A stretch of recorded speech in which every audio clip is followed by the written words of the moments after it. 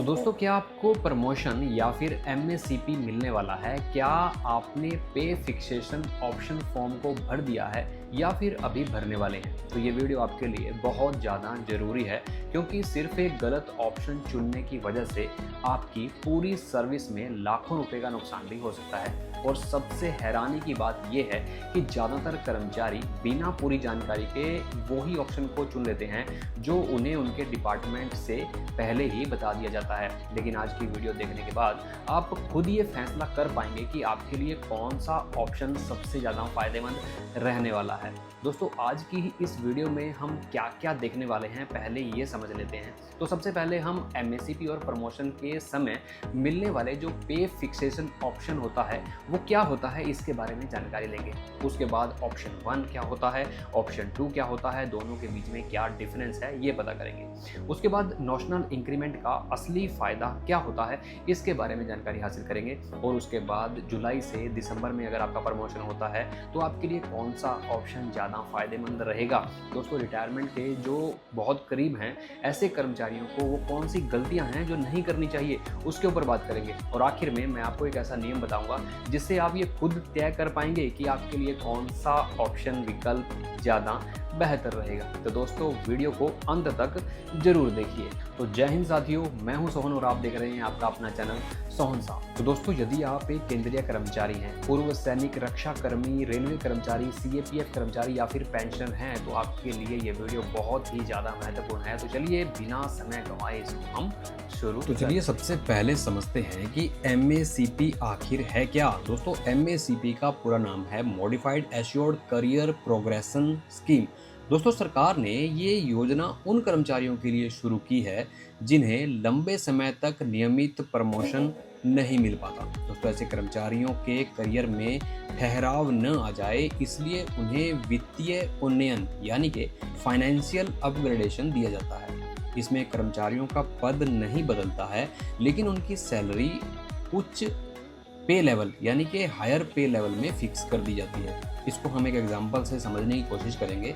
अगर कोई कर्मचारी कई वर्षों से लेवल 5 में नौकरी कर रहा है और उसे प्रमोशन नहीं मिला, तो एमएसीपी मिलने पर उसकी सैलरी लेवल 6 में फिक्स की जा सकती है। दोस्तों, यानी पद तो वही रहेगा लेकिन वेतन बढ़ जाएगा। दोस्तों, इसी प्रकार नियमित प्रमोशन पर भी पे फिक्सेशन की प्रक्रिया लागू होती है। और यहीं से शुरू होती है सबसे महत्वपूर्ण बात।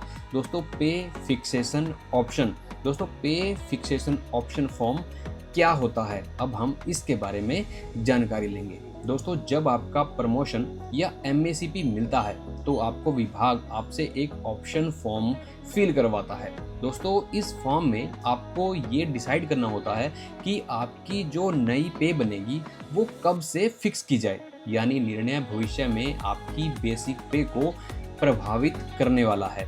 और बेसिक पे ही पेंशन, ग्रेजुएटी, डीए और अन्य भत्तों का बेस बनती है, आधार होती है। यानी यह केवल एक साधारण फॉर्म नहीं है, बल्कि आपके पूरे फाइनेंशियल जो फ्यूचर है उससे जुड़ा हुआ डिसीजन है। अब समझते हैं दोनों विकल्पों को।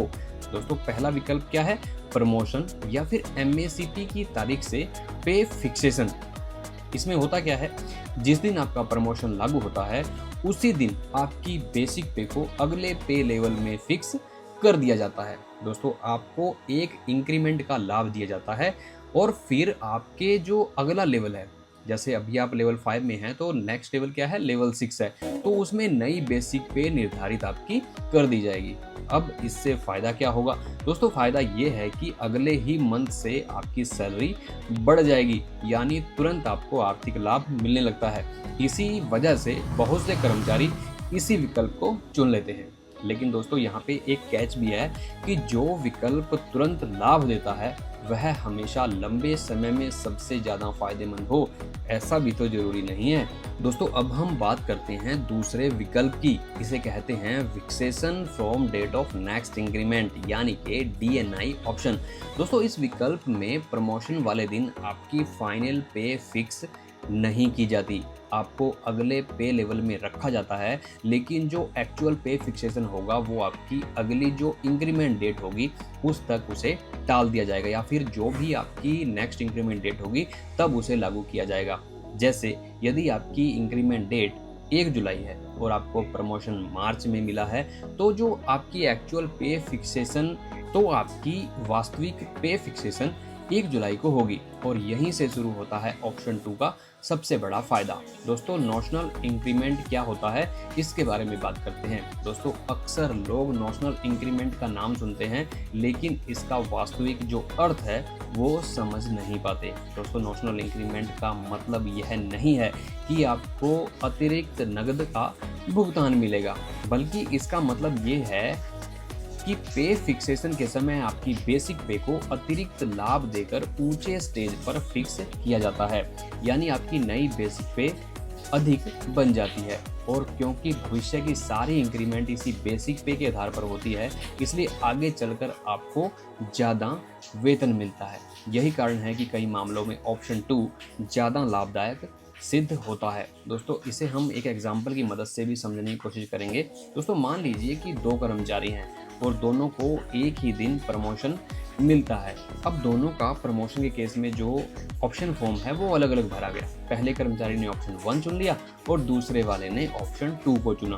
तो शुरुआत में ऑप्शन 1 वाले कर्मचारी को सैलरी थोड़ी ज़्यादा मिलने लगेगी, लेकिन इंक्रीमेंट डेट आने पर ऑप्शन 2 वाले कर्मचारी की जो बेसिक पे है वो उससे ज़्यादा बन सकती है। और एक बार बेसिक पे अधिक बन गई तो जो फ्यूचर है उसमें जो जितने भी इंक्रीमेंट लगने वाले हैं वो सारे के सारे बेसिक पे के ऊपर लगेंगे। दोस्तों, यहीं से कई वर्षों में हजारों नहीं बल्कि लाखों रुपए का डिफरेंस यहाँ पर पैदा हो सकता है।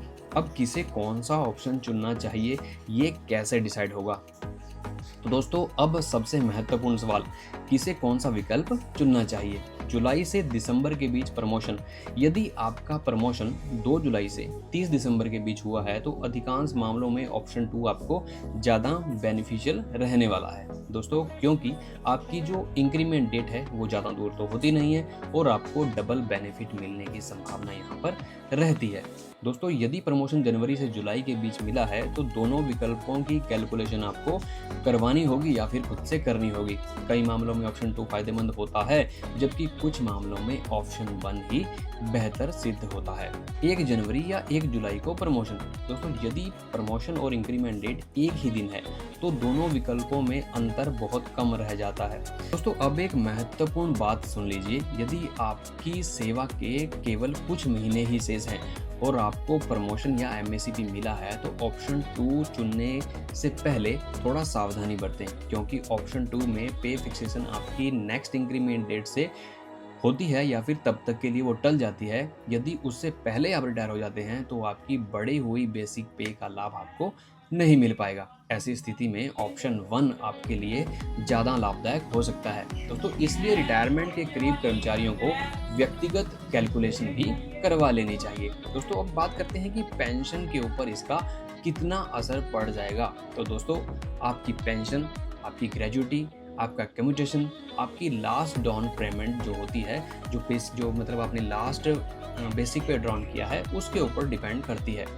यदि सही पे फिक्सेशन के कारण आपकी बेसिक पे 1000 रुपये भी ज़्यादा बनती है तो इसका प्रभाव आपको पूरी ज़िंदगी मिलने वाली पेंशन पर पड़ता है। यानी एक छोटा सा निर्णय आपके रिटायरमेंट बेनिफिट को बहुत अधिक बढ़ा सकता है। दोस्तों, अब हम फाइनल एडवाइस की बात करेंगे, जो कि इस वीडियो का सबसे महत्वपूर्ण संदेश भी रहने वाला है। दोस्तों, कभी भी किसी दूसरे कर्मचारी की देखा देखी में ऑप्शन मत चुनिए।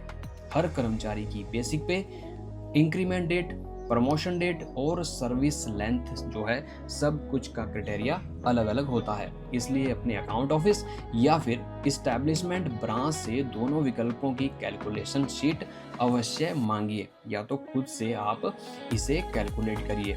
यहाँ आपकी बेसिक पे ज़्यादा बन रही है और उसी विकल्प को आपने चुनना है। दोस्तों, उम्मीद करता हूँ कि आज की ये जानकारी आपके लिए बहुत उपयोगी रही होगी। यदि वीडियो पसंद आई तो इसे लाइक जरूर कीजिए, अपने साथी कर्मचारियों, पूर्व सैनिक भाइयों और दोस्तों के साथ शेयर करें ताकि वे भी सही पे फिक्सेशन ऑप्शन चुन सकें। ऐसी ही महत्वपूर्ण जानकारी, पेंशन अपडेट, स्पर्स, ओआरओपी, ईसम वेलफेयर और सरकारी नियमों से जुड़ी हुई हर खबर पहले पाने के लिए आप मेरे चैनल सोहन को सब्सक्राइब कर लें और बेल आइकॉन को दबाना बिल्कुल भी ना भूलें। दोस्तों, मैं हूं सोहन और मिलते हैं अगली वीडियो में। तब तक के लिए जय हिंद, वंदे मातरम।